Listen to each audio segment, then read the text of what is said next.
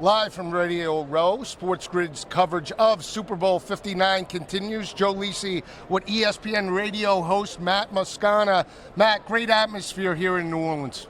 Joe, I was born in this city, love New Orleans. It is the greatest big event city in the world, bar none. Fired up that you're here. Yeah, talk to me about the matchup on Sunday. It's a rematch of a couple of years ago.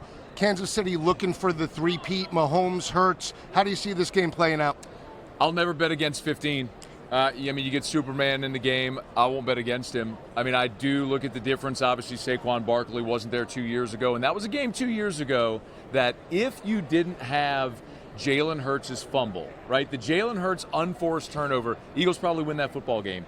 If they protect the football, they might have a chance, but you give Mahomes a shot in a one-score game in the fourth quarter. I like 15. It's interesting. When you talk about just Saquon and get your thoughts, I've been asking all the football people, are we going to see a change back to maybe elite running backs? Teams would always say, oh, we could duplicate the productivity, getting a free agent, a sixth or a late-round draft pick, and plug and play as long as the offensive line is putting in holes. When you see Derrick Henry and now the emergence of Saquon with Philly, you think we're going to go back to maybe RB1s? Where's the guy?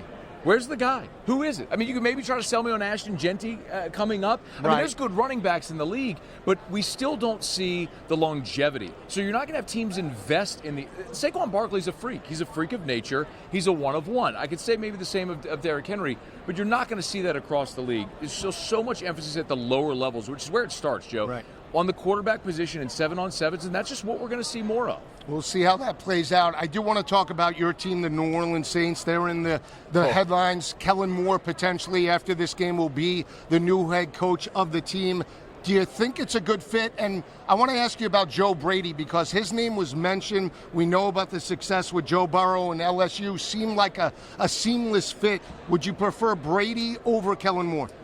Yeah, Brady's a more proven, I think, play caller at this point. But the problem is the New Orleans Saints job isn't desirable at all, Joe. They have the worst cap situation in the league. They have the fourth oldest roster in the league. You've got aging veterans. You don't have a draft pick where you can get a franchise quarterback. It's why Joe Brady said, I'll hang out with Josh Allen for another year, wait for a better gig. Do you think it's similar to what we saw in Jacksonville with Balky being fired? If Mickey Loomis, let's say, just moves away or gets let go of the position, maybe you would get an elite OC or an elite head coach in that regard? Maybe, but the difference with Mickey Loomis is you have an owner that doesn't have heirs. Gail Benson, her whole succession plan is tied in with Dennis Lauscher, the team president, Mickey Loomis, the GM. Right. So it's really a unique situation. So he's not going anywhere. So whoever does come in as a head coach is going to have limited ability to move the roster. All right, let's talk about something that really matters to us, the LSU Tigers, right? You know, we talk ball throughout the college football season. Right now, you talk about Brian Kelly,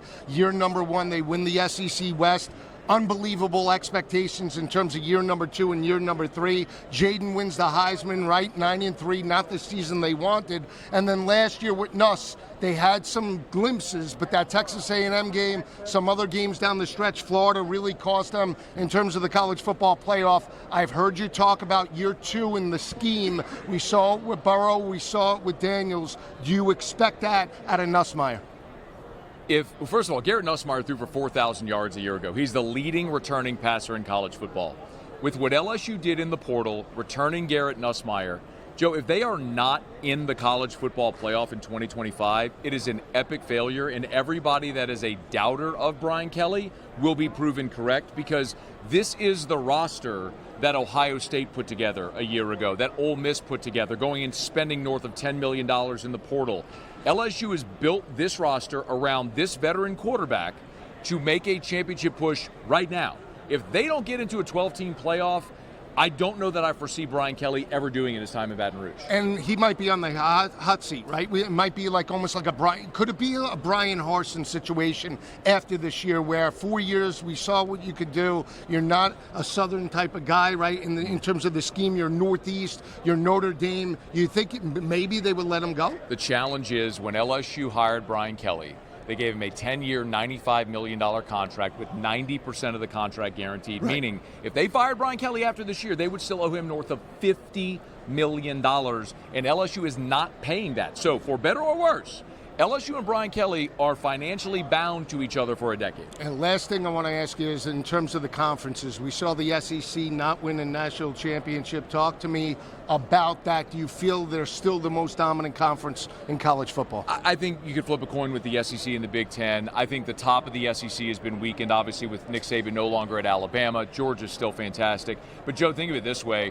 If this were a year where we had a 14 playoff instead of 12, Ohio State and Notre Dame wouldn't have even made the field. Your field would have been Oregon against Penn State, Georgia against Texas. So you would have 2 from the Big Ten, 2 from the SEC. I don't know that the landscape has changed. I think the playoff changing is maybe allowing more access to teams, so you might not see one conference dominate the final game the way it's been. Great insight from Matt Moscona. We'll be right back.